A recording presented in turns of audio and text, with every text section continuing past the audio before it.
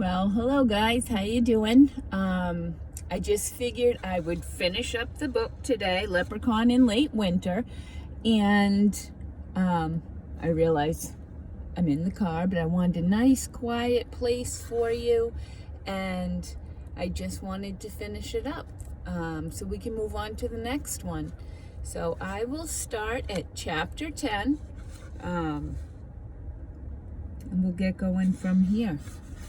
And as we know, Augusta just drank the nectar and she's full size again. They got her out of there. Okay, chapter 10, Fare Thee Well. Well, that was simple and direct, said Annie. Yeah, Jack felt dazed. Augusta looked at Jack and Annie. I saw them, she said, her eyes wide.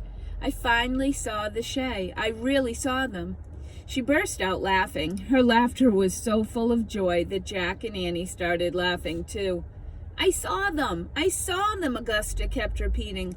I saw the Shay, and now I have an important thing to do. Yes, you do, said Annie.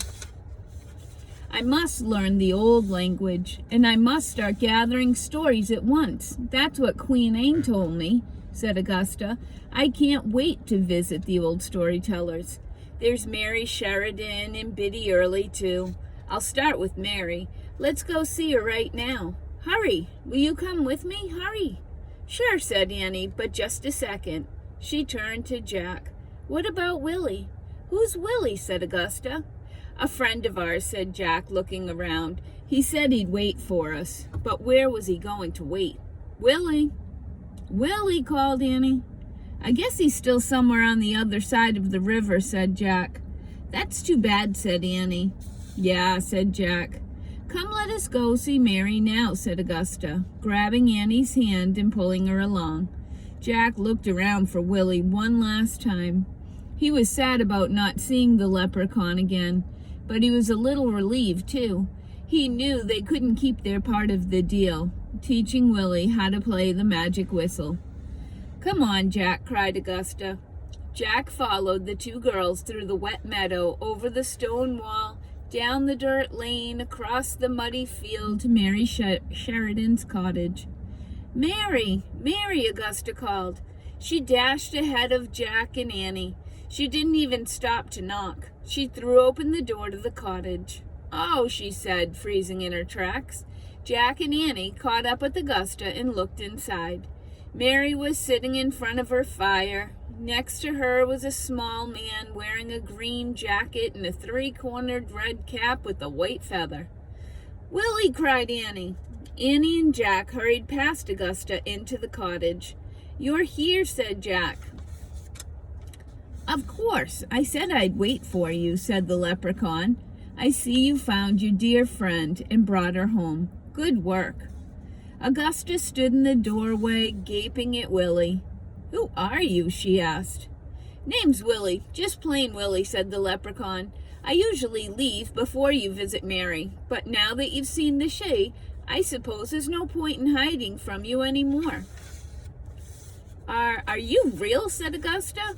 Who knows, said the leprechaun. Maybe I'm real and you're not. Depends on which one is asking the question. Everyone laughed. Good point, said Annie. Well, we'd better be getting home, said Jack. He wanted to leave before Willie asked Annie for his whistle lesson. Jack took Annie's hand and started backing toward the door. Thank you for helping us, Willie, he said. Yes, and thanks, Mary, for everything, said Annie, waving. Goodbye, Augusta. Goodbye, everyone.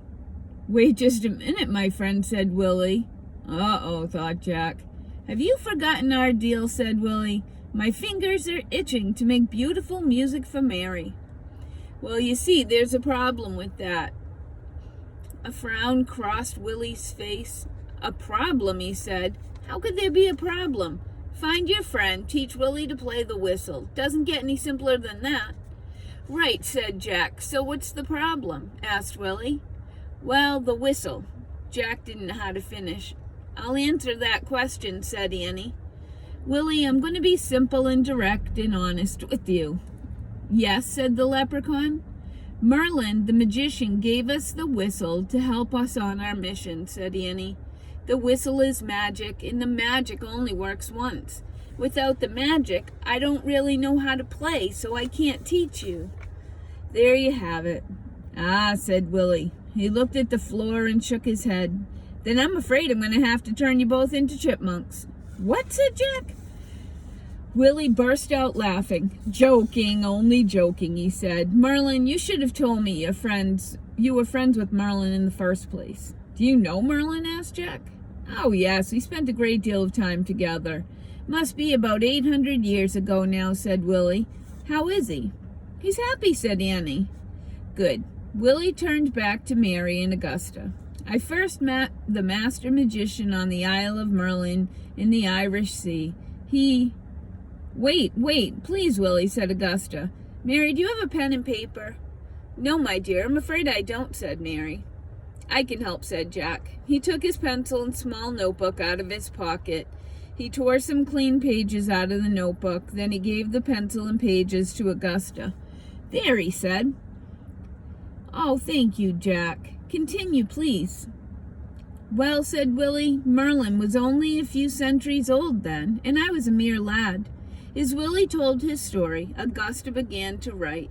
Jack put his notebook back into the pocket and nodded to Annie. She nodded back, and the two of them started toward the door.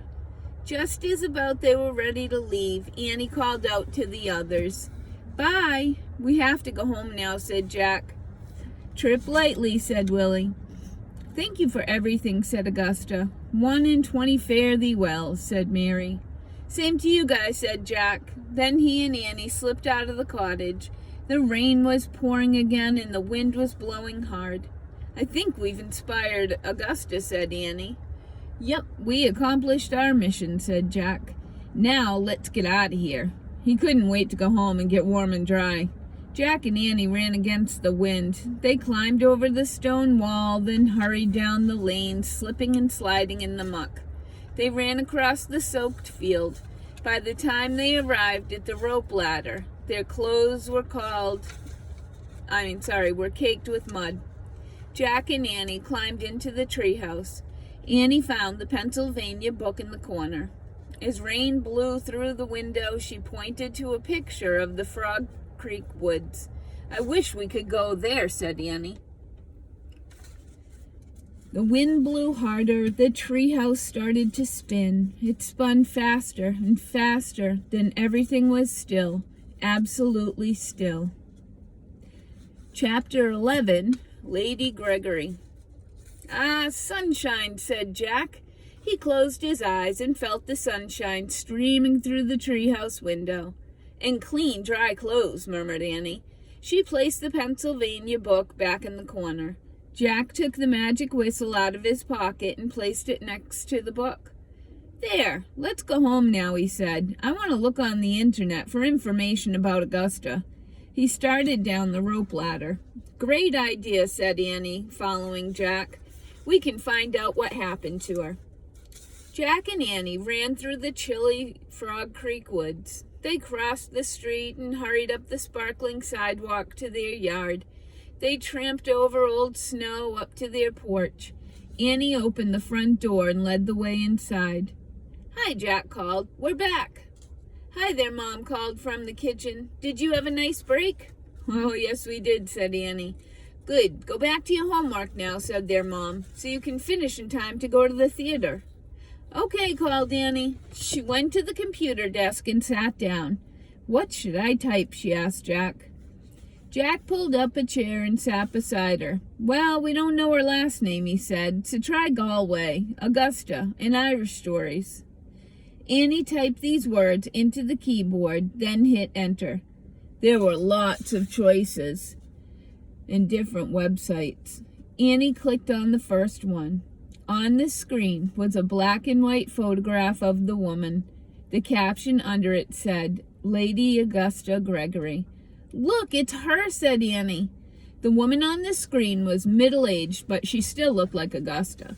Her hair was parted neatly down the middle. Jack read aloud from the screen. Lady Augusta Gregory was born into a wealthy family in Galway, Ireland, in 1852. She wrote over 40 plays and many poems and essays. She was the co-founder of the Abbey Theatre and the National Theatre of Ireland. Lady Gregory also learned the old language of Ireland and became well known for collecting Irish stories and legends and sharing them with the world. Wow, said Annie, Augusta did have a brave heart and a fine mind, and she must have liked our play since she wrote 40 of her own and started her own theater. Yeah, said Jack, she really turned out great. This reminded him of a question he'd asked himself earlier. I wonder what I'm good for. I didn't know how to do anything on that Irish farm. Me either, said Annie, but hardly any kids today know how to do that kind of stuff. So what would we do if all our machines and computers broke down, said Jack. We'd have to figure out how to grow potatoes and make our own clothes and milk cows, said Annie. I'd probably read some kind of instructions first, then give it a try, said Jack. I'd probably give it a try first, said Annie, then read the directions. Jack laughed. I know some stuff we're good for, said Annie. What? Said Jack. First, we're good for helping each other, said Annie. Yeah, but, said Jack. No, really, we help each other all the time, said Annie. That's true, said Jack, and we're good for helping Augusta. And helping Louis Armstrong, Mozart, and Leonardo da Vinci. We put the smile on Mona Lisa's face, remember? Jack nodded. Yep, he said. And we're good for saving an orphan penguin, a huge octopus in the cities of Tokyo, Venice, and New York, said Annie. We're good for rescuing a baby gorilla from a leopard and school kids from a twister. We're good for helping Shakespeare, Clara Barton, and George Washington. We're good for rescuing 2 kids from a tsunami, a Lakota boy from a buffalo stampede, and a baby kangaroo and a koala from a forest fire. We're good for... Wait, stop, said Jack, stop. But that's not even the half of it, said Annie. I know, said Jack, but that's plenty. I'm inspired. I'm ready to write that story for homework. I'll use my own experience. I have a little more than I thought. Cool, said Annie. She went back to reading about Lady Gregory on the computer. Jack grabbed a pencil and pulled out his notebook. He moved to the couch and sat down. As late winter light slanted into the living room, he began to write. All right, very good.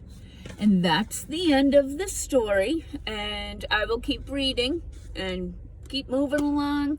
I have to read books that I get permission from the publishers. So some of them that we want to read, we really can't. But then there's tons that we can read that we got permission for. So I'm going to try to find another one. Don't forget the one that Mrs. Buffum started, because all the 6th grade teachers are going to read it. So you'll have all types of books that you can listen to or read along with.